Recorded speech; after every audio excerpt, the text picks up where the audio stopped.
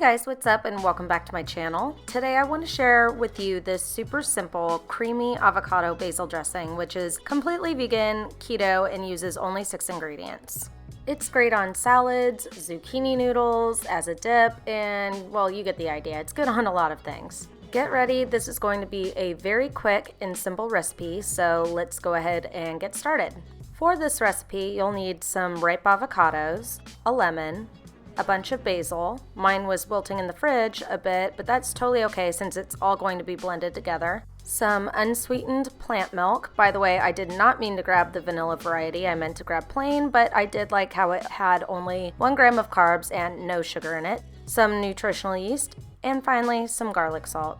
Okay, so this is so simple. In a small blender, throw in the leaves from the bunch of basil until you have about a handful. The great thing is proportions aren't really super tight in this recipe, so just go by taste. Then add in 1 to about 1.5 ripe avocados. I'm using 1.5 just by squeezing them right into the blender pitcher.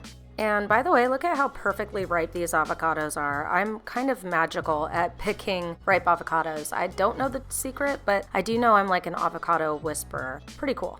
Okay, so then add in the juice of 1 lemon. Mine didn't fit in my hand squeezer, so I'm reaming it on one of those, like, I don't know what that's called, like, I guess it's citrus reamer, and pouring the juice into a sieve to catch any seeds. Once you have your lemon juice in there, go ahead and pour in about 2 tablespoons of nutritional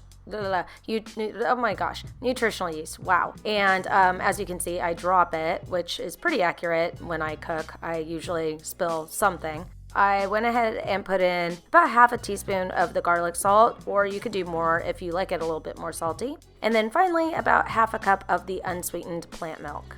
Pop the blender onto the motor and blend that up, and if it's too thick, you can always add a touch more of the plant milk. But you guys, that is it. I am using an old rinsed out and clean jar to store this in, and it lasts for a couple days. And I sometimes like to add in a little dash of chili powder for like a little bit of a kick, but that's totally optional. But there you have it. I had some leftover raw kale and broccoli in my fridge, so I decided to make an easy salad using these, and then just add some cucumber slices and some spicy pumpkin seeds over the top. And oh my gosh, this salad dressing is so excellent with this kind of salad, but it's really versatile. You can use it on pretty much anything you want. It's so fresh tasting and creamy, and I just know you guys are gonna love it. So that's it for today's video. Let me know down below in the comments if you make this and how you like it, and I will see you guys on my next video. Don't forget to like this video and subscribe to my channel, that way you don't miss out on any of my videos, and take care. All right, bye.